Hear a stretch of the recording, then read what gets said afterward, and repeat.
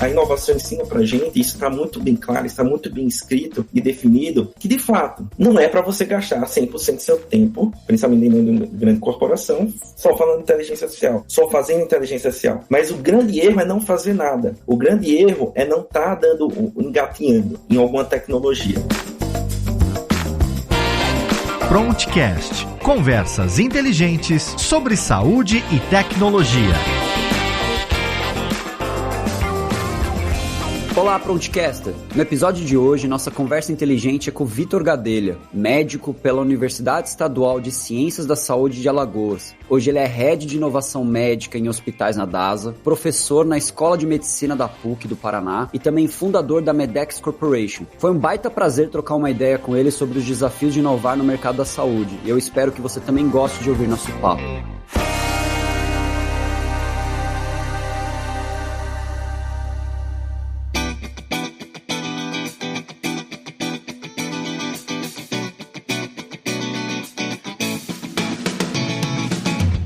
Grande Vitor, cara, grande prazer ter você aqui, foi uma honra mesmo, você é um dos expoentes aí da inovação na área da saúde, uma pessoa muito conectada, que conversa bastante, um grande evangelista, né, parafraseando o nosso amigo TJ.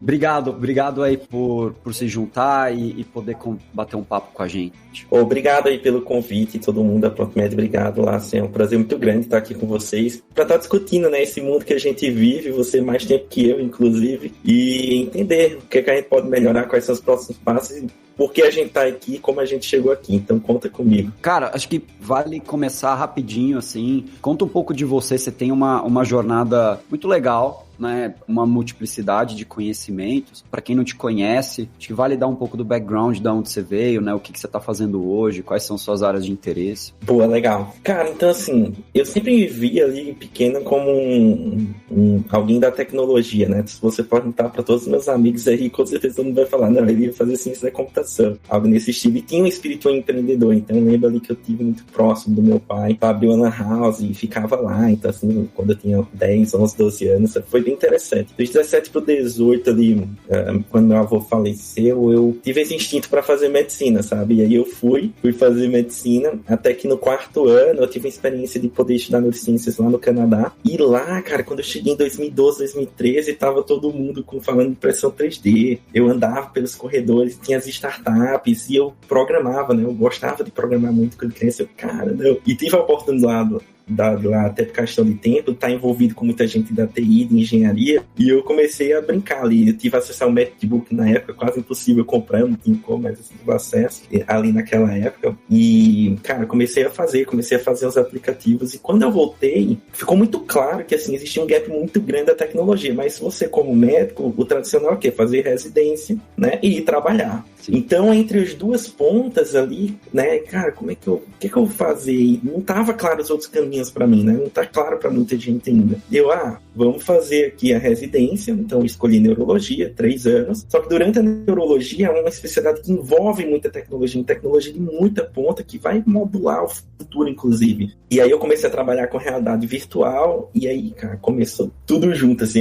eu falei muito com o meu chefe lá, ele falou, cara, você vai ser um excelente neurologista, mas você pode ser essa pessoa aqui que não existe hoje, é diferente, entendeu? Tipo, simplesmente você pode começar a criar esse tipo de coisa. São poucas pessoas que trabalham com isso. E aí eu tava é interessante que eu tava num congresso em 2019, no R2 de Neurologia, segunda Neurologia, aqui com os óculos, realidade virtual no cotovelo, andando pro lado e pro outro, e eu consegui conectar com o TJ, com o Thiago Júlio da DASA, de inovação aberta. Eu conheci o Vedolin, que é o CMO, e nesse dia ele botou a gente no Uber, tava eu e meu chefe, inclusive, a gente foi pro Cubo, e no Cubo ele falou assim, cara, você tem o potencial de vir pra cá. Quando acabar a residência, fala comigo, literalmente. Uma semana antes de acabar a residência, eu mandei mensagem pra ele, mandei mensagem pro Felipe Kitamura, e ele veio pra aqui pra DASA. E aqui na DASA foi uma jornada assim, cara, já passei como Product Owner, já passei como parte de desenvolvedor, já fiz projeto desenvolvendo. E aí eu fui ganhando, foi muito rápido, uma atração muito rápida. 2 anos, minha vida mudou completamente. Eu cheguei aqui nesse intraempreendedor. Eu saí totalmente da assistência, do dia pra noite, parei de atender neurologia e virei um intraempreendedor, fomentando inovação dentro da empresa, conectando inovação aberta, inovação fechada. E hoje eu tô com um pouquinho de cada braço. No meio tempo, para fechar, já na residência, como já estava com foco, eu fiz mestrado em computação, inteligência artificial. Foi muito importante porque eu pude descer muito a nível de código e ganhar uma robustez para realmente se sentir confortável em qualquer ambiente, entendeu? Para falar de coisas não só do ponto de vista de negócio, mas do ponto de arquitetura, de TI mesmo. É um pouquinho aí dessa minha trajetória. Nossa, eu consigo me ver um pouco nessa situação, eu saindo para o Canadá. Existe um grupo no Brasil que chama Brasil Innovators, que eu faço parte, é bem legal, assim, começou lá atrás, BR New Tech, com a BED e tal, que tá na 500, com o Flávio Pripas, que você conhece, sabe quem é e tudo. E eu lembro que eu fui com o grupo, eu sou um fellow lá, e aí a gente foi em 2012, eu fui pro Vale. A gente brinca, é uma brincadeira, né? Volta meio depressivo, que você fala assim, gente... O mundo é muito diferente lá fora. É uma imersão muito legal e gera muitas possibilidades na nossa cabeça. Acho que você cita essa história do Canadá e eu cito também para mim, né? Você ir lá, colocar a cabeça para fora e enxergar o que tá sendo feito, você começa a olhar e falar, vai ser bem diferente. Você olha, é o futuro, né? Um pouquinho. Era muito doido isso, porque assim, pra eu chegar na aula, como era muito frio lá, eu tinha que ir pelos prédios, né? E aí eu passava pelo prédio de engenharia. E teve um dia que eu lembro muito, que foi o dia que, cara, tinha uma feira, assim, um negócio meio de startup, sabe? Tipo, e tinha lá gente querendo levantar dinheiro para iniciar uma iniciativa. E assim, eu fiquei impressionado, porque cara, é isso que eu quero fazer, sabe? Que legal. Incrível. Incrível.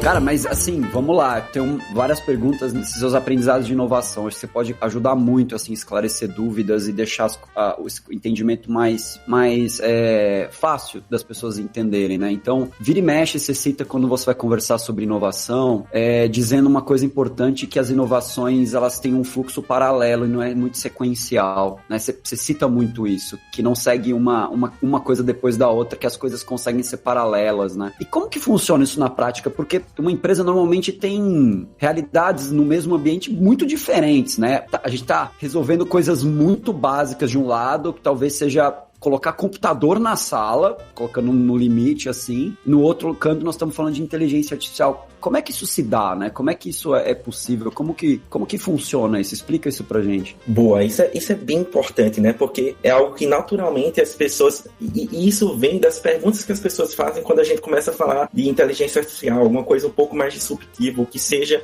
dentro de um ambiente de desconforto. Porque ela fala, cara, você tá falando isso. O mindset, quando ele não tá muito focado em growth, né? Quando é um mindset que ele não consegue entender, enxergar a longo prazo, e isso é muito explicado porque que negócio, quando você vai numa progressão aritmética, 2 mais 2 é 4, com mais 2 é 6, na geométrica, 1, 2, você perde, quando você já vem em 1024, você não enxerga esse horizonte. Então, quem não consegue enxergar o horizonte, ele não consegue entender a inovação mais radical, mais disruptiva, como algo que deve ser feito nesse momento, mas que a inovação ensina pra gente, isso está muito bem claro, está muito bem escrito e definido, que de fato, não é para você gastar 100% do seu tempo, principalmente em uma grande corporação, só falando de inteligência artificial, só fazendo inteligência artificial. Mas o grande erro é não fazer nada. O grande erro é não estar engatinhando em alguma tecnologia. E proporcionalmente, isso é até dito, né, que você tem que fazer ali 70% das coisas que você tem que continuar fazendo, continuar melhorando, fazer uma jornada de transformação digital, e de 20%, uma coisa um pouquinho mais no nível de, cara, vamos pensar em novos produtos, novos modelos de negócio, e 10% algo que vai deixar você competitivo a longo prazo. E quem vai deixar competitivo a longo prazo são tecnologias como inteligência artificial, como blockchain, como metaverso. Quando isso tudo chegar no patamar muito elevado, clínico, assistencial principalmente, cara, é o momento que a gente precisa, é o momento que todo mundo vai olhar, beleza, isso faz sentido, é por isso que ele falava disso naquele momento. Então tem 2 pontos aqui, é você poder se planejar, poder fazer isso estrategicamente. Cara, estamos fazendo isso aqui estrategicamente porque isso aqui é o futuro. Não é questão de executivo, falar para o Brasil mesmo, assim, falar para todo mundo sobre isso, ninguém vai entender, e se o pessoal não entende, ele sempre vai banalizar ou achar como uma coisa fútil, ou é uma hype. Vou dar um exemplo claro aqui, é algo que eu tento fazer, eu tenho falado muito no primeiro momento, monitoramento remoto de pacientes, digital mesmo, da forma digital. E hoje eu tenho falado muito de biomarcadores digitais, de fenótipo digital. Por que eu tenho falado disso? É justamente pelo fato que lá fora está todo mundo trabalhando nisso. Você vê poucas pessoas, mesmo em universidades, onde tem outras modalidades de financiamento, que é onde inicia esse tipo de trabalho mesmo, você vê poucas pessoas falando, você vê um desconhecimento muito grande. E se a gente não começa a falar sobre isso, quando chegar lá na frente vai ser mais um episódio onde a gente fica muito atrás do ponto de vista de time. E time na inovação é tudo. Não invista muito, ou seja, 100% antes de mais, você está fazendo um grande erro, mas também se você demorar, se você passar do ponto de inflexão daquele ponto onde o negócio começou a girar, porque você não estava falando sobre isso, você não estava aprendendo sobre isso, sua curva de aprendizado estava estagnada, aí você vai sofrer muitas consequências e ficando fora do mercado. O mercado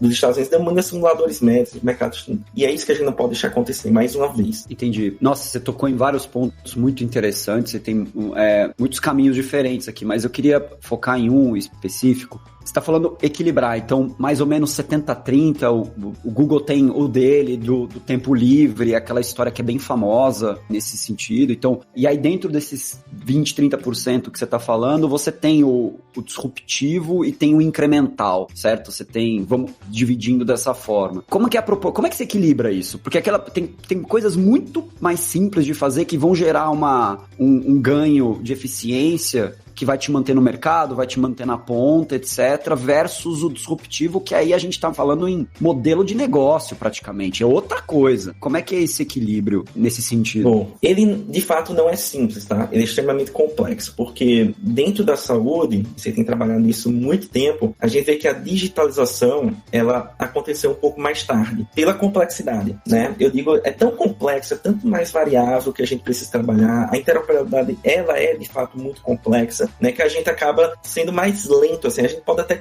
ter começado um pouco junto com todos os outros setores, ela demora mais para entregar o valor final que a gente precisa ali para o cliente. Falando de saúde, aí é que é importante mesmo manter essa proporção, você tem que ter lá 70-80% do seu time dando o próximo passo que vai manter você competitivo. Então, a transformação digital, muito próxima da inovação incremental, é isso. A gente aqui, por exemplo, na DASA, faz o agendamento hoje totalmente online, né? Então, é algo extremamente complexo para fazer quando você pensa em multimarca, mas é algo que precisou ser feito e está dentro de uma inovação incremental. Cara, vamos fazer isso porque todo mundo vai nesse caminho, cara, a gente precisa se tornar, vamos fazer isso primeiro. Mas pelo outro lado, aí beleza, você passou em inovação incremental, você vai para uma inovação mais radical, né? Inovação radical beleza, agora eu tenho aquele produto que ninguém está olhando, o cara vai estar muito atrás. E aí chega na disruptiva, que é a tecnologia, quase sempre é tecnologia, mas não é ela. Não é aquela tecnologia que eu desenvolvi, aquela tecnologia proporcionou um novo modelo de negócio que eu abarquei o mercado, que eu consigo conquistar uma parcela muito maior do mercado, e isso acontece geralmente quando eu sou muito eficiente. Sim. Vou dar um exemplo claro aqui, tá? Por exemplo, também na DASA, o time da DASA Inova, do liderado pelo Felipe Tamura, criou um algoritmo de aceleração de ressonância. Então, assim, o que é que eu consigo? Um exame de coluna demora 15 minutos para ser feito. Com a aceleração, eu consigo acelerar 40% sem perder qualidade, sem perder resolução de imagem. Então, algoritmo de inteligência artificial desenvolvido dentro de casa, e aí esse exame é feito em 8 e 9 minutos. O que é que eu ganhei aqui?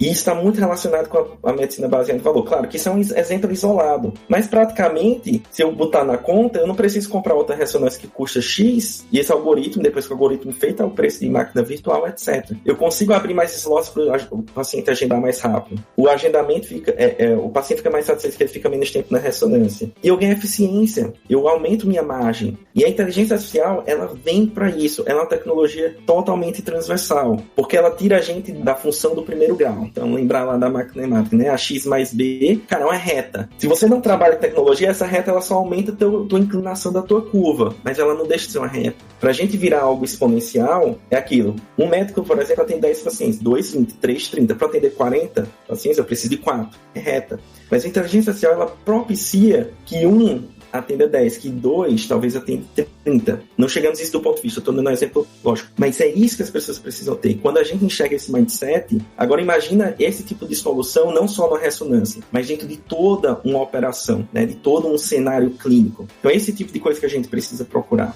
E a tecnologia ela vai favorecer a gente poder dar esse salto, que está muito relacionado à eficiência mesmo e a modelo de negócio.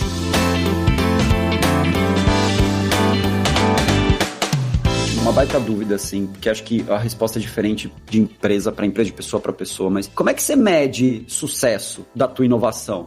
Como é que você olha e fala assim, nossa, esse trimestre, esse semestre foi muito bom? Tem a ver com uma visão interna diária, então o que a gente fez aqui no sentido das nossas metas, ou é o quanto eu impactei a meta do vizinho aqui, porque eu fui lá na área da ressonância, que a meta da área é aumentar a eficiência, e deve ser uma meta lá, um objetivo, um OKR, sei lá, qualquer coisa. E aí eu vi esse problema e falei, peraí, não, eu tenho um algoritmo aqui que consegue reduzir em 40%. Então, pô, aí eu tive sucesso. Como é que você mede isso? Como é que é esse dia a dia com gestão para garantir que isso também entre num fluxo de gestão da empresa como um todo, né? Não fique uma área que pensa sozinha, que não tá dentro de um guarda-chuva de gestão corporativa, né? Então, como é que funciona isso? Cara, perfeito. Eu vou dar uma visão até pessoal aqui de muito aprendizado, tá? Então, acho que é excelente essa tua pergunta. Primeiro ponto, você tem que olhar direcionadores estratégicos da empresa e os OKRs. Objetivo, resultado-chave. Olhou, a empresa tem 5, 6, 7, 8 OKRs, né? Um resultado-chave. Você olha para aquilo dali, e eu que estou aqui mais nesse âmbito da inovação, o que é que eu gosto de fazer? Eu gosto de começar algo, e aí para começar algo, cara, você tem que ter um entendimento de MVP muito claro. São duas frentes. Um de MVP quando você vai fazer algo interno e outro de fazer uma prova de conceito. Tem que estar muito bem estruturado. Você tem que saber o conceito desse negócio. Como é que eu não exagero a mão? Eu não posso transformar isso em projeto de cara, tá? Eu tenho vários exemplos aqui que eu fiz, posso até citar alguns. Então, você olha para os direcionadores estratégicos, olha para o resultado-chave. Você tem um alinhamento corporativo que errar faz parte. Tá na cultura. Cara, tá na cultura. Dá uma tranquilidade para trabalhar com inovação. Entendo bem o que é um MVP, entendo bem como fazer uma prova de conceito. Eu tenho um teto de limite para aquilo dali do ponto de vista de orçamento de financeiro. Não torra grana. É como não torra grana sem Product Market Fit. Não faz projetão, não pede dinheiro para... Cara, é isso. E, inclusive, tentar fazer sem recursos, você vai aí, é o negócio, papel empreendedor. Cara, você pega ali, puxa aqui dali, pô, tem uma assinatura de negócio, você vai e monta um serviço de tele-AVC pra gente, como montou que tá sendo sucesso. E a partir desse momento, você começa a entender os projetos que movem os direcionadores. E aqui é uma coisa super interessante, tá Lassa? Que é uma jornada de aprendizado. Não é para inventar tanto, sabe? Inovação às vezes não é só para inventar tanto. Mas, por exemplo, você pega artigo científico e tem lá alguém que já fez um algoritmo de aceleração de exame que já deu certo, já é uma tese provada, é um business case provado que você vai replicar, entendeu? Então você olha lá para um serviço de telestroke, você vai replicar. Então, é você dar menos tiro no escuro. Ah, vamos pegar óculos, não sei o que. Cara, não. Você começa a olhar teses que deram muito certo, que às vezes nem tá no mundo corporativo, mas tá no mundo da ciência, e fica muito mais fácil de você dizer, cara, se eu fizer isso, eu consigo chegar nesse resultado, esse negócio dá certo, traz benefício. Se aquela startup lá que entrou aqui, porque já provou valor para A, B, C e D, e quando você tem conexão é fácil você encontrar todo mundo, cara, beleza, se der certo aqui, vai dar, se eu trouxer pra cá, vai dar certo. Entendeu? É uma etapa por etapa, cara, você tem que estar muito alinhado, e aí você trabalha seu portfólio, matando rápido as coisas que não dão certo. Trabalha seu portfólio. E aí, o que é que acontece? Você começa a aprender. E quando o teu resultado, você chega lá no teu PPT e o teu resultado ajudei o resultado chave 1 da empresa, o resultado 2 da empresa, o resultado 3 da empresa, beleza, todo mundo entendeu? E aí, fica fácil dar o milestone, né, cara? Eu consigo dar o próximo step. Beleza, viu? Eu fiz isso aqui com zero custo, ou pouco custo. Agora me dá isso aqui, vamos estruturar no projeto. E aí fica muito mais fácil, porque os teus projetos erram menos. Cada vez erram menos. E aí um double clique só nisso, porque tem um lado que você tá falando eu preciso saber de todos os objetivos, que são objetivos que são eventualmente completamente diferentes, com pessoas diferentes, squads, né, com, nossa, outro mundo. Você tem que estar envolvido com todas essas, e é complexo, né, porque você precisa entender todos os problemas e priorizar, falar, não, aqui eu consigo sentar do lado desse time e ajudar, porque você tá vindo com conhecimento de fora, porque você tá muito olhando o mercado, as startups ou outras inovações que estão acontecendo. E tem um segundo lado que acho que é importante, porque isso é uma coisa que você também vive falando, né, do modelo híbrido, que eu concordo que tem um modelo centralizado de inovação e um modelo descentralizado de inovação. Eu sei que vocês não têm aí, né, o que você já comentou em outros locais, uma diretoria de inovação, acho que é isso, né, depois você me corrige se eu estiver falando besteira, mas também tem um papel de educação para que as squads, né, o pessoal que tá lá navegando, eles mesmos têm uma cultura de propiciar essa inovação, que é um papel também, é disseminar essa curiosidade e esticar o pescoço para fora e falar, nossa, eu preciso gastar um pouquinho do meu tempo lendo algumas coisas diferentes, porque talvez tem solução fora daqui que eu não tô conseguindo enxergar. Como é que é o papel nessa parte educacional? Excelente. Hoje até mudou um pouco, porque, de fato, assim, não existe um CIO, né, que, assim, cara, ele só faz inovação. A inovação, como você falou, ela é descentralizada ou centralizada. Vantagens e desvantagens das duas, não tem melhor nem pior, né, é simplesmente como acontece. Mas a descentralizada, ela dá muita autonomia para as pessoas poderem inovar uma inovação incremental em cada pequena área ali. Às vezes é um patologista lá na ponta. Eu já vi, cara, o patologista queria um negócio do lixo lá que tava... Cara, ele vai lá, ele mesmo atrás, ele traz esse... E aí você cria essa cultura, né? Por outro lado, aqui na DASA tem essa área que entrou como inovação aberta, agora engajamento com a startup, fica sob a liderança da Fabi. A Fabi Santos, que é uma pessoa sensacional. Demais, e ela traz, um dos eixos aqui, ela traz a educação, de ensinar a inovar. Então tem uma parceria com o Cubo, e existe um curso, tá rodando agora, cara, tá sensacional, um curso de capacitação em inovação, vamos focar em que possam inovar na empresa de uma forma ainda mais estruturada, com apoio, poder fazer provas de conceito, tá? Então, a empresa, de forma macro, ela faz assim, dentro de cada setor, então no NAVE, nosso produto digital, tem uma pessoa responsável por ajudar, por trabalhar com inovação. Ele tem uma pessoa ali de inovação, né, para focar. A gente que está na vice-presidência médica aqui, então tem eu, Felipe Kitamura, o Paulo Puric, aqui a gente trabalha com essas duas visões, porque como a gente tem muito acesso à ciência, a gente está muito próximo da ciência, a gente também faz outro lado de tipo, eu entendo o mercado, eu entendo a ciência, eu vou fazer uma curadoria mais forte aqui, e como são pessoas, né, cara, pessoas não conseguem tocar 20 projetos de uma vez, a gente vai escolher aquele dentro de um pipeline que vai trazer. Então a gente tende a trabalhar com projetos que vão ser inovadores, que vão trazer mais robustez, não é robustez, é que são complexos de se implantar, vamos dizer assim, de uma maneira geral, e a gente está sempre envolvido. E outra, tem que conhecer muito a empresa, tem que trafegar muito pela empresa, tem que conversar com muita gente.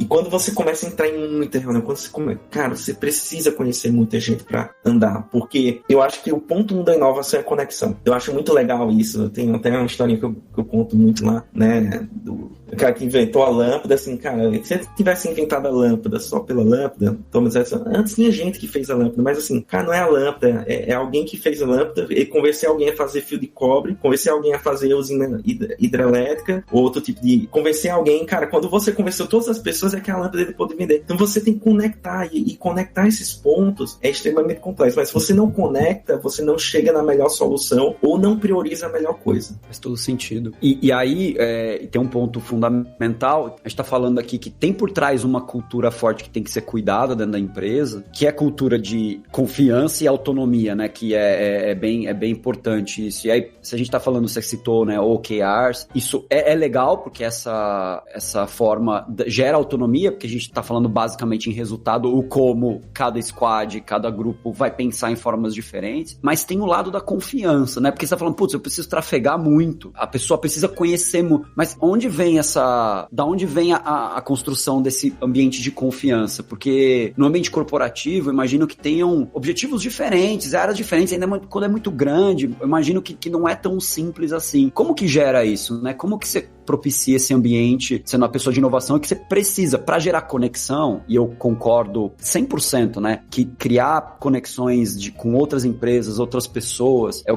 é um passo fundamental para inovação, mas para isso acontecer precisa ter confiança, né? Então, e aí, tipo, esse desafio, como resolver esse pepino, né? Cara, eu acho que o principal questão aqui para gerar confiança é uma habilidade soft skill, uma habilidade de comunicar, transparência e comunicação, né? E quando você começa a ver isso nas reuniões, como você entende rapidamente aquele ambiente que você está situado, e você entende o clima organizacional. Então, por exemplo, você chegou numa reunião, né, e tipo, alguém não fala alguma coisa por medo, ou com medo que fulaninho escuta porque quer falar daquela solução, e você começa naquela reunião, o diretor conduzir de uma forma que quebra esse tabu, e todo mundo consegue se colocar a sua opinião sem ser criticado, você começa a criar um ambiente de confiança. Você começa a entender que a qualquer momento você pode jogar aquilo no meio de várias pessoas, ou você pode falar diretamente que você vai ser acolhido. E não é só do ponto de vista de trabalho, de saúde mental, de necessidade, é de tudo. É sempre estar olhando para o coleguinha. E quando você vê esse tipo de coisa, quando você começa a agir, quando você traz essas pessoas com soft skill, esse ambiente naturalmente vai crescendo, sabe? E são ilhas, né?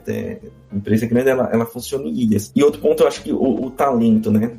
É natural que tem pessoas com mais soft skill, menos soft skills, mas você buscar colocar um talento em cada posição, esse talento, ele consegue, sabe, de alguma forma, administrar e organizar para reduzir conflitos. Então, transparência, reduzindo conflitos e não só falar sobre isso, mas dar o exemplo disso, entendeu? Começa a gerar realmente esse ambiente de confiança no nível que, assim, cara, você consegue trafegar. E, claro, é algo muito pessoal que acontece com cada um. O clima da organização, por exemplo, uma diretoria aqui, que eu tô, cara, uma diretoria sensacional, assim, muito tranquilo. Daí todo mundo se ajuda, entendeu? Todo mundo se ajuda, todo mundo tem um grau de autonomia. Claro, tem direcionadores, cara, mas tem um grau de autonomia e, assim, é gostoso trabalhar assim, entendeu? Sim, e é o que você... E esse é um ponto importante que você falou, a importância de ter a liderança apoiando e falando, entendendo o objetivo disso, porque aí gera, né, a gente tá falando de um movimento que tá nascendo em todos os níveis, mas tem lá em cima pessoas que estão falando, olha, é por aqui que a gente vai mesmo, a gente precisa ter autonomia, porque a gente acredita que, pô, a próxima melhoria que vai ajudar essa empresa a atingir novos patamares vai nascer em algum lugar que a gente não sabe aonde, a gente precisa criar o ambiente para isso, né? Então, pô, muito legal. E é muito legal um exemplo, assim, sei lá, aconteceu esse ano, por exemplo, eu achei muito legal, assim, sabe? Tipo, tem uma certa decisão, a gente precisava dar um sim ou não para uma determinada projeto, alguma coisa nesse sentido, e a gente teve, eu e o meu diretor teve uma divergência ali, né? Ah, cara, eu falei, ele propôs um negócio, eu não, acho que não é pelo caminho, né? E a gente colocando os pontos de um lado, os pontos do outro, né? Eu falei não, e ele, não, é por aqui, eu acho que é por aqui. E o natural é que, assim, eu não tivesse, talvez, se fosse uma outra situação ou uma outra organização, eu não teria coragem de ficar ali dizendo não, mas voltando na próxima semana eu continuei dizendo não, e a gente com compromisso de, cara, eu estudo aqui o que você tá falando, você estuda aqui o que eu tô falando, e logo depois a gente se entendeu e ele falou assim, cara, realmente, por aqui. Então, esse é um tipo de negócio sensacional, entendeu? Porque você poder falar ou não ali com tranquilidade, cara, assim, assim, poder colocar os pontos, os dois se complementam a estudar, se complementam a voltar a conversar e tomar decisão, é esse tipo de coisa que garante que confiança, entendeu? Você vai ganhando confiança e fica fácil trabalhar assim. Legal.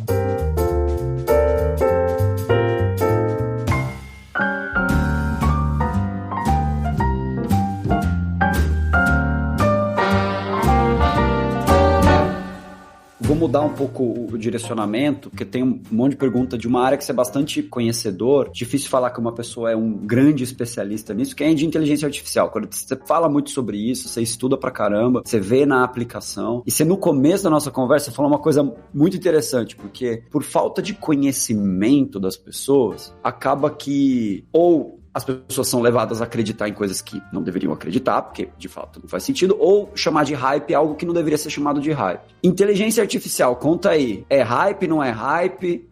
Onde funciona, onde não funciona? Quais são as grandes áreas? Dá uma aula um pouquinho, assim, o que é, onde é que ele conecta com machine learning? Eu acho que tem muita gente que tem muita dúvida, acho que você consegue dar um banho de loja para ajudar nessa educação, para que as pessoas saiam lá dos 10 mil pés e consigam enxergar um pouquinho mais profundamente o que está acontecendo. Boa. Inteligência artificial, eu vou começar assim, vamos lá, step 1 aqui, tá? Tipo, até zero. Inteligência artificial é uma área da computação / matemática que trabalha com qualquer coisa, qualquer máquina que adquire uma capacidade de fazer uma atividade automática, tal qual um humano faria. Então, assim, laudar um exame tal qual o humano, pegar esse mouse e colocar aqui tal qual o humano faz. É simples, o conceito é simples. Ela nasceu lá em 1950, etc.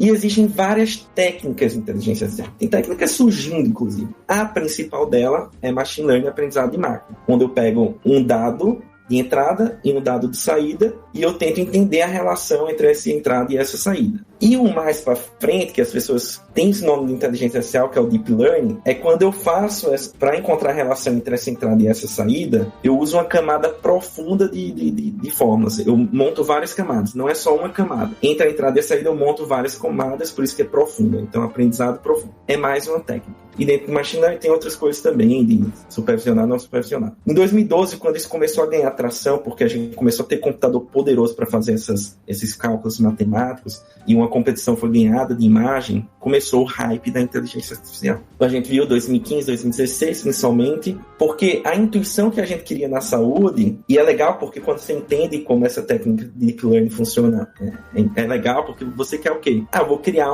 uma pessoa que possa dizer sim ou não e acertar diagnóstico. E todo mundo quis ir para assistência. Na pesquisa é legal, cara. É legal, mas assim, os algoritmos que foram feitos para assistência, eles até hoje não trouxeram um grande valor, assim, sabe? Não tem algoritmo para dar diagnóstico. E aí, quando a gente vai para o lado clínico, o melhor algoritmo hoje é aquele que diz que está alterado ou não. A gente já quis ir direto qual é o tumor daquele cérebro. Não, a gente só precisava ver naquele cérebro se tem alguma coisa ou não. Esse algoritmo ajuda porque traz eficiência. Então, os algoritmos que mais eles têm a utilidade, hoje são algoritmos que têm eficiência, que causam eficiência operacional, né? Dentro da medicina. Os clínicos estão chegando cada vez mais, porque maior quantidade de dados, melhores vão ficar os modelos, e para atividades pontuais, ele acaba auxiliando. Um exemplo, raio-x para quantificar a idade óssea da criança. Então, antigamente, o médico fazia isso todo o processo, do início de começar a laudar até o final, sozinho. Hoje, não. O algoritmo dá diretamente aquela idade e ele valida, ele faz uma cross-checking daquilo. Pô, é 7 anos e 2 meses mesmo, tá aqui, ele ganhou eficiência. É o algoritmo que dá eficiência. Mas é o algoritmo que ele dá o laudo final, se a criança não tá crescendo ou tá crescendo. Então, ela não é hype. Ela pode, quando ela vai falar, é importante ter o palco pra gente poder falar e abrir a mente. Ela,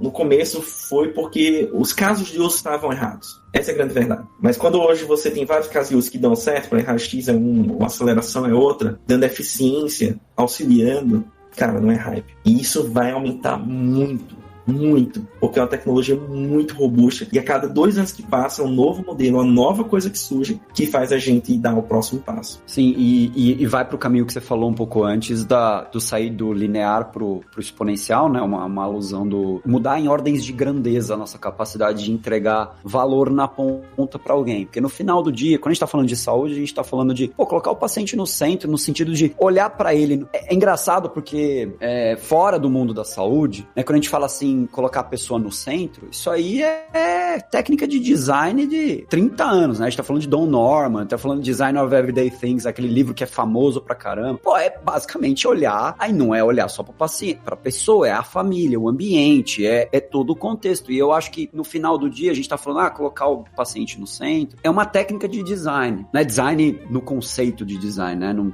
Aí um conceito amplo de design. Total. Que eu acho muito legal. E no momento que a gente fala assim, como é que a gente entrega mais assistência, quando a gente entrega mais acesso, a gente melhora o que o paciente precisa, tecnologia vai resolver muito e essa inteligência artificial que você está falando, que está muito avançada em imagem, né? É o que a gente ouve muito de mudanças. Mas onde mais? Né? Porque a imagem está andando, temos certeza que hoje essas brincadeiras, né, que surgem de mudar o rosto da pessoa e já encaixar num outro local, então a gente vê isso em outros mercados, isso cada vez está ficando mais poderoso. Onde que você está vendo que estão surgindo, né, novos estudos do uso da inteligência artificial aplicado em saúde ou em outras áreas que você acha que tem um potencial de ter um impacto aqui? Eu acho que na medicina a imagem mesmo, muito forte, genética também, né, essa técnica de machine learning para poder risco poligênico, etc. No final é quase tudo uma mesma coisa, tá? Uma coisa que é a multimodalidade, que está dentro do livro de inteligência artificial, mas a gente fala pesquisa multimodal, que o que é que significa? É eu trazer não só o componente de imagem para entender uma doença, mas é eu trazer o componente genético, o componente de imagem, da imagem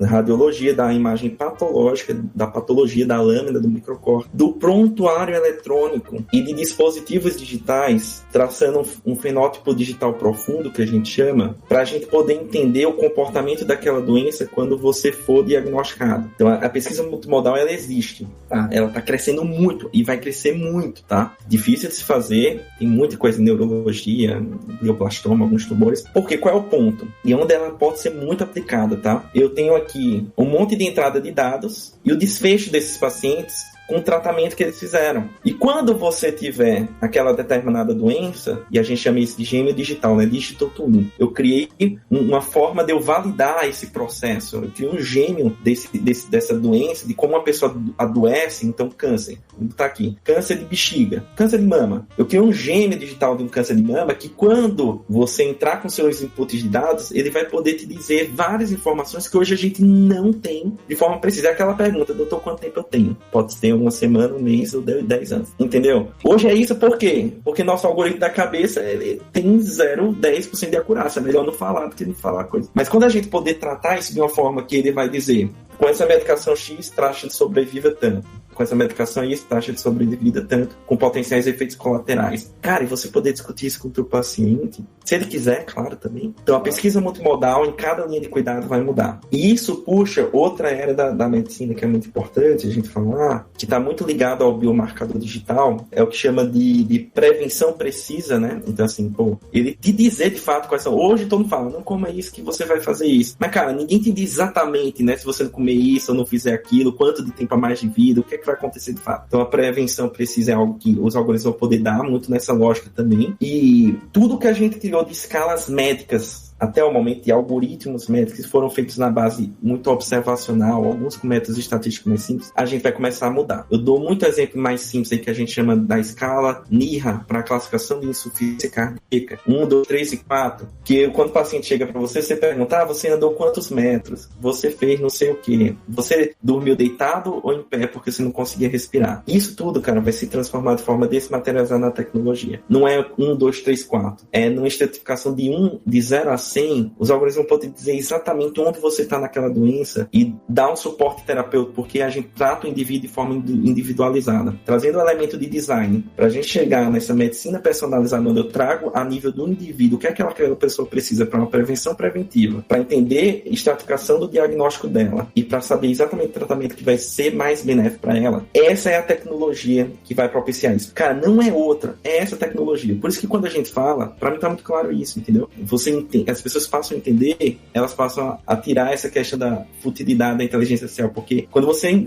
coloca na cabeça da pessoa que a única forma da gente chegar a isso, e a gente vai chegar através dessa tecnologia que ela é transversal, beleza, aí todo mundo consegue enxergar para onde a gente vai e qual é o futuro da saúde onde a gente vai chegar nos próximos anos. Nossa, com certeza, e óbvio, né, para você criar esse gêmeo, para você poder entender, chegar no detalhe do indivíduo e revolucionar as escalas, que é um exemplo, a gente tinha uma limitação de com capacidade de fazer estudos para chegar numa escala mais precisa. E existem conflitos entre escalas que tratam de doenças que são comorbidades, né? São doenças muito próximas uma das outras, né? Diagnósticos muito próximos. E a gente vê isso na prática, né? Então, eu achei muito legal essa visão essa alteração que a gente vai ter de escalas e a gente conseguir chegar numa decisão, num suporte à decisão, né? Que ao profissional muito melhor. Eu posso dar um exemplo de uma rápida, assim, demência, né? Cara, a gente tem uma escala que a gente chama mini exame da doença mental, vamos dizer assim, né? E o que é que acontece? Mini-mental, não é? O mini-mental a gente pega lá e vai lá e tem 11 categorias e tal, você responde, cara, dá uma pontuação, você trafega. Cara, legal, isso já mudou, a medicina baseada em evidência, cara, fez evidência, funciona. Não é questão não funcionar ou não, tá? Mas existem soluções hoje, você pega o tablet, que esses parâmetros são monitorados, de forma muito mais precisa ele vai dizer, cara, o teu cognitivo da memória tá assim no teu visual, tá assim no visoespacial, e todos os âmbitos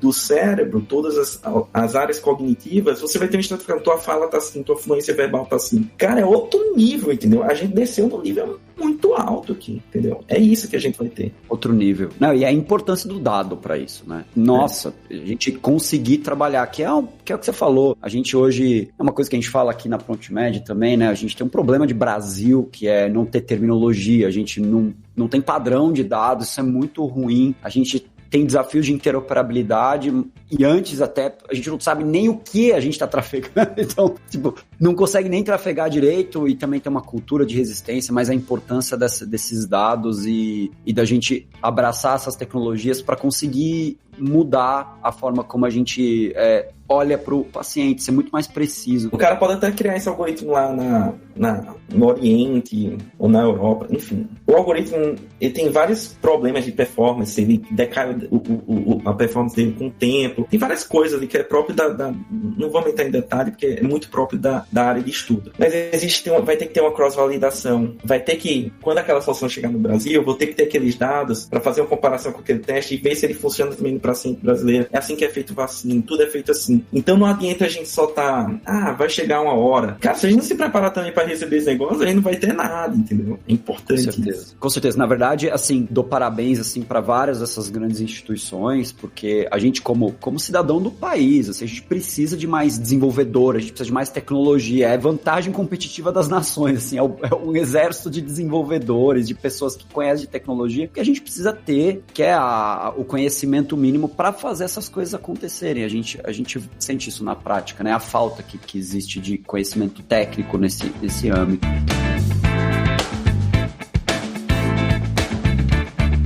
A gente vê essas tecnologias acontecendo, automatizando muito dos processos, muitas funções vão ser automatizadas, isso acontece, isso faz parte, e vai obrigar a mudança como os profissionais de saúde ou quem atua em saúde a mudar. E você tem uma jornada muito interessante, que é o que você falou, eu sou um cara de programação, de computação, de olhar, de mexer tecnicamente em coisas, acabei indo para medicina, mas voltou de novo, então está transitando. É uma carreira, é um caminho muito diferente para quem olha agora. Eu chuto que daqui 10 anos vai falar, o Vitor, é óbvio, ele fez medicina, depois mexeu com inteligência artificial, é um movimento muito, muito natural, assim. Eu não acho que vai ser a exceção, acho que vai ser mais a regra, né, essas mudanças. Como é que você enxerga isso? Quem tá agora lá no internato, ou tá no começo da faculdade de medicina, como é que você enxerga o futuro disso e onde é que deveria tatear? Quais são os domínios de conhecimento fora aqueles de medicina que você acha que faz sentido para a gente poder evoluir e para o caminho que a gente acredita que, né, dá as possibilidades para a gente, como empresas, Brasil, etc., poder evoluir na direção correta? Assim, a tecnologia, né, ela sempre teve muito associada a pessoas da engenharia, dos cursos tecnológicos de uma maneira geral. Cara, tem que haver uma descentralização bizarra, assim. Todas as áreas têm que entender. Porque o mundo é tecnologia e o Web 3.0 é tecnologia descentralizada. Então, assim, todo mundo tem que conhecer sobre isso. Do ponto de vista de carreira, então, não só para alunos ou acadêmicos, eu acho que, assim, cada um pode se envolver de alguma forma. Então, eu sou o cara que já tô lá, já tô na minha carreira, tenho meu consultório, não quero deixar, eu amo assistência, mas eu gosto desse negócio, eu tenho ideia. Pode ser um advisor, ou pode ser botar um dinheiro no fundo de investimento. Só que se você não entender sobre tecnologia, ele não vai saber fazer as coisas corretas, ele vai perder dinheiro, correto? Se não souber de mercado. Então, assim, a competência número 1, cara, tem que entender um pouquinho de mercado, tem que entender um pouquinho de finanças, tem que entender um pouquinho de gestão, tem que entender um pouquinho de tecnologia, e tem que entender de saúde. O proporcional que você vai dar para cada coisa é o que você quer, como indivíduo, como é que te deixa feliz. O que tá errado, nessas 5 categorias que eu falei agora, tá 100% aqui só saúde. Se você fizer isso, independente se seja, tá errado, entendeu? Então o que você tem que saber hoje, o conhecimento, é você, mais uma vez, ter uma taxa de proporção aqui, cara. Eu não quero ser assistencial, quero me envolver com tecnologia, mas nunca de uma forma técnica. Todo mundo tem que estar olhando isso, entendeu? Então, ele não é só o curso de saúde, são todos os cursos. Minha visão é que, de fato, o profissional do futuro, ele não é mais um certificado. Agora o Vitor, ele é médico, né? Eu acho que não é isso. O profissional do futuro Vitor é de 0 a 100, 70% médico, 20% habilidade em gestão, 10% nisso e tal. E aí, com isso aí, você vai se encaixar, não tem aqueles perfis que a gente faz, né, no colégio e tal. Você tem competência pra isso. Cara, não é competência pra isso, sim ou não, com base em algumas coisas. Eu acho que E aí o algoritmo talvez ajude a isso, tá, cara? Vai ter um algoritmo pra poder fazer esse match de tudo que você aprendeu, suas competências, com certeza. Vai ter ali um cara que vai te rastrear durante toda a faculdade, quando você mexeu com empreendedorismo, não sei o quê. Então, a multidisciplinaridade é importante demais. Pra finalizar, a questão questão do técnico. E aí é uma questão minha, tá? Também bem pessoal aqui, que é uma coisa que eu aprendi. Eu achava que eu precisava ser técnico médico, técnico neurologista, então tá muito cheinho um quadradinho desse, e muito cheinho o quadradinho de tecnologia aqui também, ser super técnico em tecnologia. Beleza, se você conseguir encher muito aqui, 2 quadradinhos, excelente. Acho que não, acho que você tem que ser técnico em um, sabe? Porque existem pessoas da engenharia da computação e tal, que só fazem isso, são muito melhores. Cara, meu código é ruim, muito ruim perto do que os caras fazem. Eu sei fazer, mas é muito ruim, entendeu? E aí eu vejo que eu perco a eficiência. Quando a gente sempre procura eficiência, todo mundo precisa ser eficiente, cara, não sou eu que preciso lá estar codando, entendeu? Porque um cara sabe fazer isso muito melhor. Então minha habilidade é de ajudar, mas para ajudar eu preciso saber 40% ali de técnico. Então acho que ainda, apesar de você ter que ter o grau técnico, você precisa ser em uma coisa. O resto é ter um conhecimento para poder trafegar e poder conversar e criar as conexões. Porque senão fica uma conversa, feature para ontem, mas é só botar o botão. O médico fala isso, é só colocar o botão. E o cara da TI fala, mas não é só colocar o botão. Aí chega o cara lá que tem as competências do meio e fala, cara, eu entendo que pra você é só botar o botão, mas esse botão ele mexe com essa regra, essa. Pô, não é uma semana. Realmente são 4 semanas e tá certo. Sim, é o sofrimento da área de produto, né? Que tem que escutar quem tá pedindo, priorizar e falar, mas é só um botão. Não é só... Eventualmente é só um botão, mas muitas vezes não é só um botão.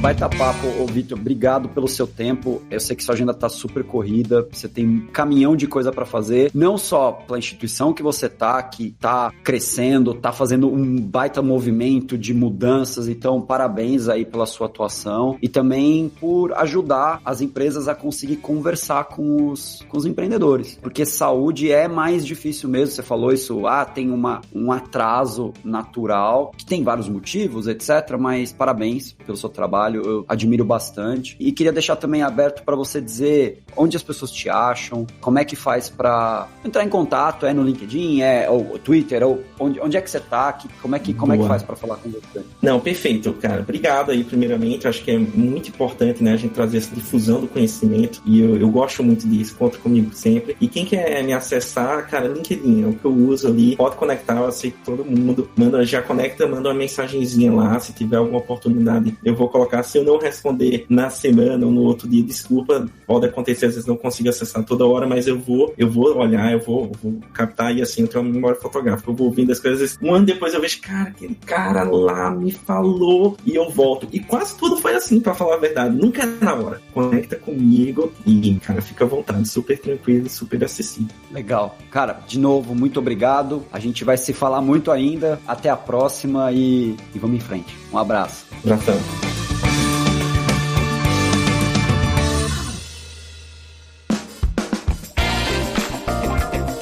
Você ouviu o Prontcast, conversas inteligentes sobre saúde e tecnologia. Para saber mais, acesse nosso site prontmed.com e siga nossas redes sociais. Até a próxima!